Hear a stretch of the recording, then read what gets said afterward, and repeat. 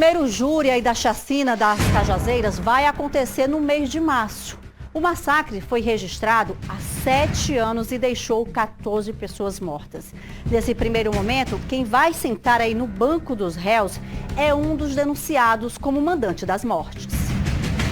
Santuário da Palavra de Deus, Rua Madre Teresa de Calcutá. Ao contrário do que indicam as referências, o endereço está marcado na memória dos moradores do bairro Cajazeiras pelo trauma imposto pela violência. Na madrugada de 27 de janeiro de 2018, 14 pessoas foram mortas e outras 15 ficaram feridas naquela que foi a maior chacina da história do Ceará. Integrantes de uma facção de origem local invadiram uma festa disparando contra quem estivesse na frente, fosse envolvido ou inocente. O massacre tinha como objetivo atingir a organização criminosa originária do Rio de Janeiro, responsável pelo comando do tráfico na área. Hoje, no local onde ficava o Forró do Gago, funciona uma igreja evangélica.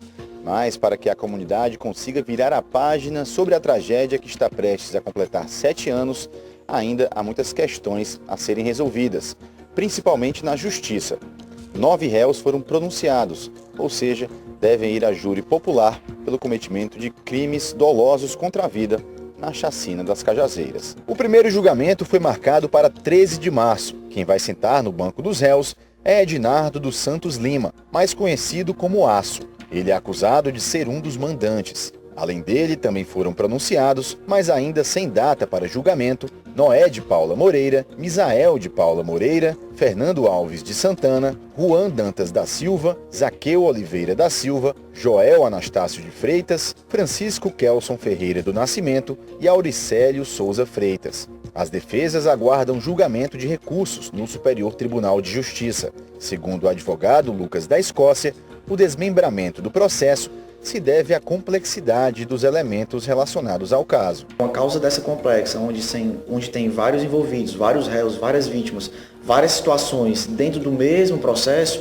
se tende a dividir para facilitar o trâmite dele, né? E por mais que se divida esses processos, todos eles ficam reunidos, vamos dizer assim, por uma conexão. Todos derivam do mesmo fato e da mesma denúncia. A nossa legislação, ela traz alguns requisitos, algumas situações que isso acontece.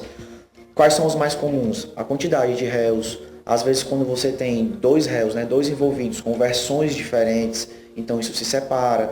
Às vezes se divide na complexidade entre quem foi o mandante e quem foi o executor, quais fatos isso aconteceram, para que realmente se chegue ao julgamento do processo. Segundo a denúncia, um grupo de atiradores da facção GDE, autodenominado de Os Quebra-Coco, chegou ao Forró do Gago gritando em referência à organização criminosa e atirando indiscriminadamente, com o objetivo de acabar com a festa e com o máximo de vidas possível. Outros 3 homens, 2 deles conselheiros da facção, acusados de participar da chacina, foram impronunciados por falta de provas. Entre eles está Dejair de Souza Silva, que após a matança foi alvo de uma operação do crime, que tentou simular o cumprimento de um mandado no condomínio dele. Criminosos vestidos de policiais chegaram armados de fuzis. A intenção, na verdade, era executar Dejair.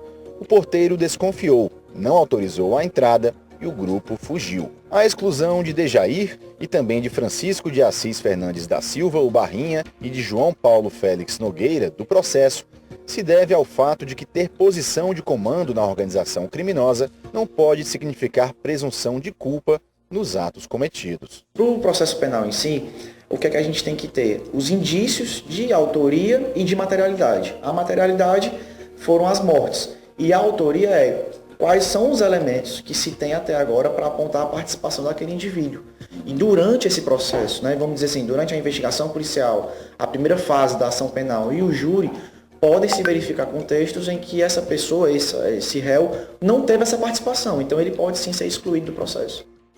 Olha, se na matéria anterior o castigo veio a galope, né? Esse caso aqui está vindo a passos de tartaruga, mas mesmo assim é necessária que haja realmente punição para esses indivíduos que fizeram uma chacina, cometeram há 7 anos, e é preciso realmente que a justiça faça jus disso.